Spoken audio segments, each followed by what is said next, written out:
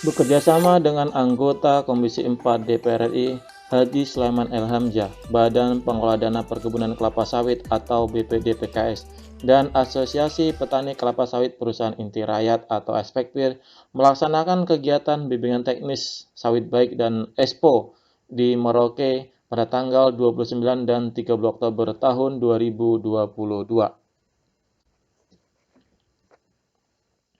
Bimbingan teknis yang dilaksanakan di Distrik Muting dan Distrik Ulilin tersebut menghadirkan narasumber-narasumber yang luar biasa, yakni Wakil Ketua Umum Aspekpir Agus Tarman dan Ketua Jurusan Agroteknologi Universitas Musamus Merauke, Dr. Jeffrey Sembiring, SP, MSI.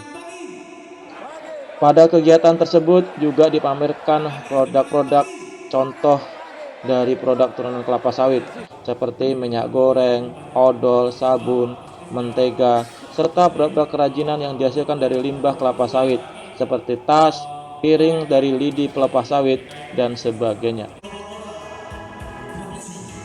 Di hadapan para peserta bimbingan teknis, Haji Sulaiman El Hamzah mengatakan komoditas kelapa sawit merupakan produk andalan Indonesia dan penggerak perekonomian nasional yang berkontribusi besar dalam membuka lapangan pekerjaan, ekspor, dan produk domestik bruto atau PDB.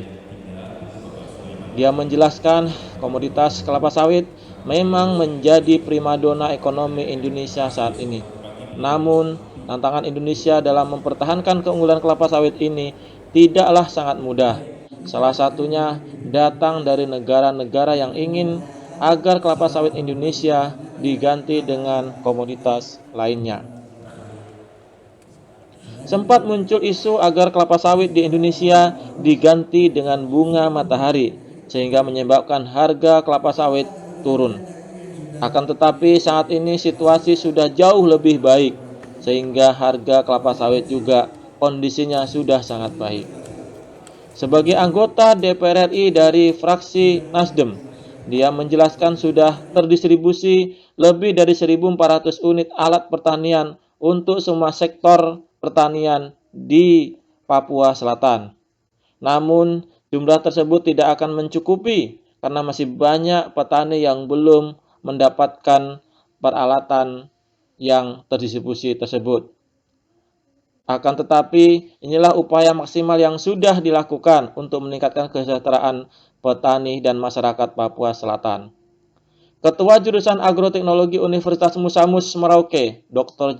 Jeffrey Sembiring, SPMSI mengatakan industri pengolahan dan pertanian menjadi andalan dalam pencapaian target pertumbuhan ekonomi nasional. Dia menjelaskan kelapa sawit merupakan tanaman tahunan yang dapat menghasilkan buah dan diolah dalam bentuk CPO maupun PKO. Minyak kelapa sawit berkontribusi sebesar 35% dari total kebutuhan minyak nabati dunia. Sementara itu, Wakil Ketua Aspekpir Agus Sutarman menjelaskan, dari awal kita bangun sampai tidur kembali, banyak aktivitas yang langsung bersentuhan dengan produk-produk kelapa sawit. Dia mencontohkan mulai dari sabun mandi, pasta gigi, kosmetik, minyak goreng, bahkan obat-obatan medis, semuanya selalu tidak lepas dari kandungan kelapa sawit. Menurut dia, pada prinsipnya, tanah di Indonesia bisa ditanami kelapa sawit.